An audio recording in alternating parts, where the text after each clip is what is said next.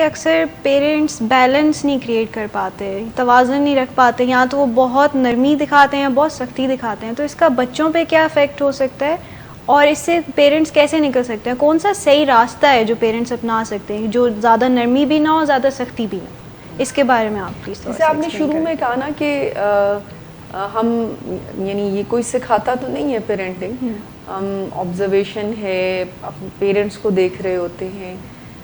یہ جو آپ نے ایک بات کی نا کہ سختی اور نرمی، زیادہ تر ان دونوں میں سے کسی ایک ایکسٹریم کو فالو کیا جاتا ہے. یا تو بالکل ہی سبمسو پیرنٹنگ کی طرف جا رہے ہوتے ہیں کہ ہر بات ماننی ہے.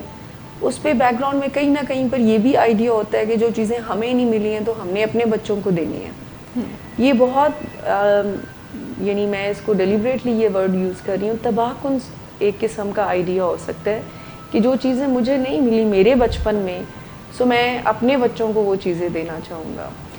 آپ کے بچے کی ضرورت ہے نہ سننا، یعنی ہر کوئی پیرنٹ جیسے انکنڈیشنل لو کی طرح نہیں ملے گا اس کو. سو اگر آپ بچوں کو نہ سننے کی ٹریننگ نہیں دیتے ہیں سو ان کے لیے آگے چل کر پرابلم ہوگی.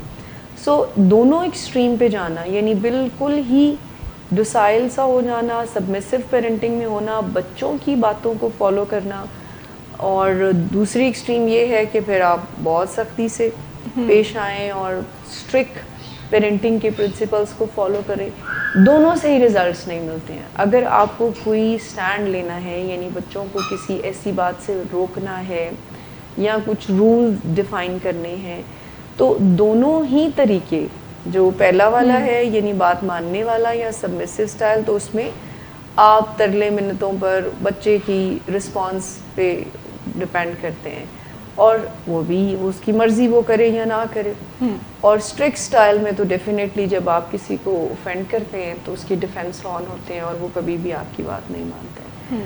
چونکہ ان دونوں ہی طریقوں سے ریزلٹس نہیں نکلتے ہیں تو کوئی درمیانی راستہ بھی ہونا چاہیے، اور محبت اور عزت کو انکنڈیشنل پیرنٹس کو رکھنا چاہیے. یہ پہلا پرنسپل اگر پیرنٹس بنا لیں کہ عزت اور محبت یہ انکنڈیشنل ہو.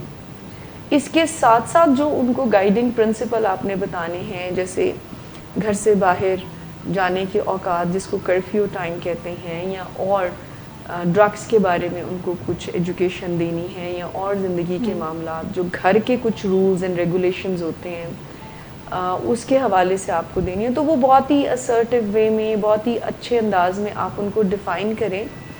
اس کو کنڈیشن مت کریں پیار سے اور عزت سے کہ اچھا اگر تم یہ نہیں مانتے، اگر تم لیٹ آؤ گے تو پھر اس کی بے عزتیاں کرنا.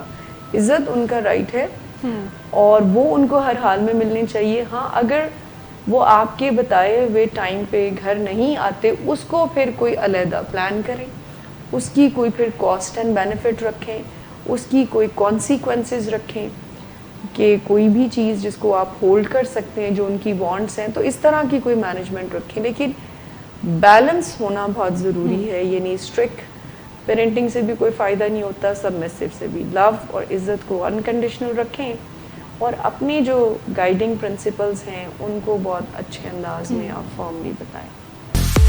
موڈ کی خرابی ہے، شراب نوشی کبھی بھی نشے کی بیماری میں بدل سکتی ہے. نشے کی بیماری ہر سٹیج پر قابل علاج ہے. مدد حاصل کیجیے کیونکہ وہ ایسا نہیں کرے گا. ولنگ ویز سے مدد حاصل کیجیے، کہیں سے بھی مدد حاصل کیجیے، لیکن فوری مدد حاصل کیجیے. جس معجزے کے انتظار میں آپ نے بہت دیر کر دی اب وہ دستک دے رہا ہے. مدد حاصل کیجیے، مدد حاصل کیجیے، مدد حاصل کیجیے.